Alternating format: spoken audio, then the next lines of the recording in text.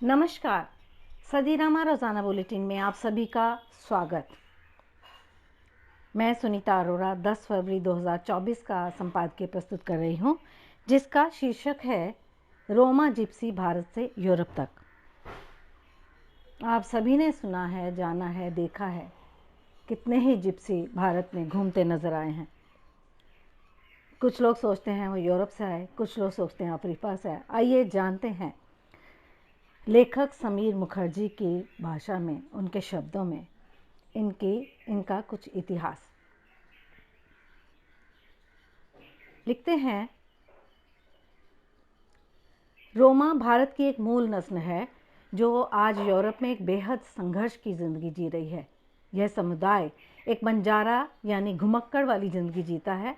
यह एक जगह स्थिर नहीं रहते, इसलिए इन्हें जिप्सी कहा जाता है। यह समुदाय करीब 1000 से 1200 साल पहले उत्तर भारत, खासकर राजस्थान से चलते चलते यूरोप चला गया।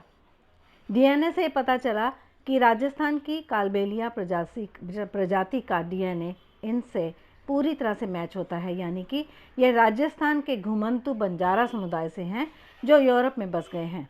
इनकी भाषा रोमा पूरी तरह से भारतीय भाषा से मिलती जुलती है।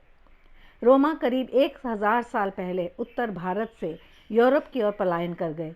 बाद में ये बाइजेंटाइन साम्राज्य का हिस्सा बन गए।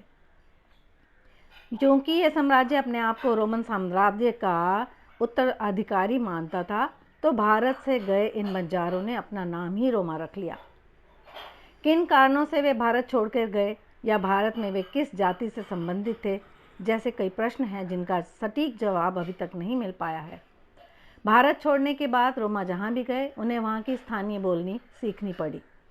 शायद इसलिए उनकी भाषा और व्याकरण काफ़ी बदल गई, लेकिन सैकड़ों साल पश्चिम एशिया और यूरोप में भटकने के बावजूद रोमा भाषा आज भी पश्चिम भारतीय बोलियों राजस्थानी, पंजाबी और गुजराती के काफ़ी करीब है। रोमा समुदाय यूरोप के कई देशों में बिखरा हुआ है। यूरोप में रोमा विरोधी अभियानों का लंबा इतिहास रहा है।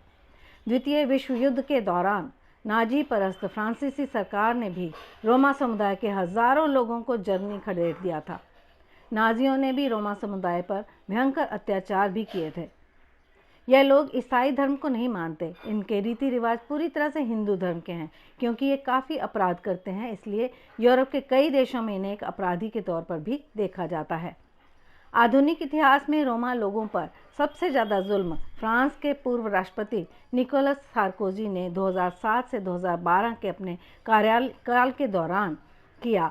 उन्होंने चुन चुनकर अपने पूरे देश से रोमा जिप्सी लोगों को खदेड़ दिया और उन्हें जेलों में बंद कर दिया। इन्हें बसों में भर भर कर रोमानिया और बुल्गारिया छोड़ दिया गया। निकोलस सार्कोजी की इसके लिए काफ़ी आलोचना हुई। रोहिंग्या पर भारत को उपदेश देने वाले तमाम देश निकोलस सार्कोजी के इस आचरण पर एकदम खामोश थे।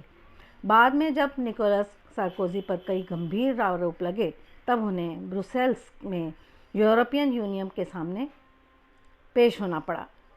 मोदी सरकार के आने के बाद यूरोप के कई देशों में जो रोमा जिप्सी ऊपर अत्याचार हुए, उस पर भारत ने कड़ी आपत्ति दर्ज की और यूरोपियन यूनियन के सामने भारत के राजदूत में भारत का पक्ष कई बार रखा गया और अंततः यूरोपियन यूनियन ने अपने अपराधी लिस्ट में से रोमा जिप्सियों को बाहर कर दिया। नरेंद्र मोदी सरकार के दबाव के बाद यूरोप के तमाम देशों में रोमा जिप्सियों के खिलाफ नस्ल भेद कानून बनाया गया, यानी कि अब कोई भी पुलिस या प्रशासन या कोई भी व्यक्ति यदि रोमा जिप्सियों से भेदभाव करेगा, तब उसके ऊपर गंभीर धाराओं में केस होगा और कई देशों में जो इनके ऊपर नस्लीय भेदभाव होते थे, उसे भी समाप्त कर दिया गया है। पहले यूरोप के किसी भी शहर में अपराध के केस होते थे, तब पुलिस रोमा जिप्सी के अड्डों पर जाकर उन्हें बिना किसी सबूत के प्रताड़ित किया करती थी, लेकिन अब ऐसा नहीं होता। अब रोमा जिप्सी को ये अधिकार मिला है कि वह अपने खिलाफ यदि भेदभाव है तो उसकी शिकायत पुलिस और प्रशासन से कर सकता है। साथ ही Roma Bulgaria, France, Finland, Norway, Switzerland, Germany, Austria जैसे तमाम देशों में रोमा जिप्सी लोगों के पुनर्वास उनकी कई योजनाएं भी चलाई हैं और तमाम यूरोप की सरकारों की कोशिश यह है कि इन्हें बंजारा और घुमंतु प्रजाति से हटाकर एक जगह स्थिर शहरी समुदाय बनाया जाए, ताकि रोमा जिप्सी भी यूरोप की मुख्य धारा में शामिल हो सके। रोमना की जनसंख्या के 10% हैं। हंगरी में 5%, बुल्गारिया में 8%, यूक्रेन में 3%, फ्रांस में 5%, फिनलैंड में 1% और दूसरे तमाम यूरोपियन देशों में भी ये 1% से 2% तक हैं। धन्यवाद। खबर अभी यहीं तक। नई सदी, नया साल, नया महीना, खबरें भी नई। चंद्रयान से आसमान तक, देश से विदेश तक, बाजार से जन सरोकार तक, सब पर है हमारी पकड़। देखिए खबर सदीनामा, सदीनामा, सदीनामा।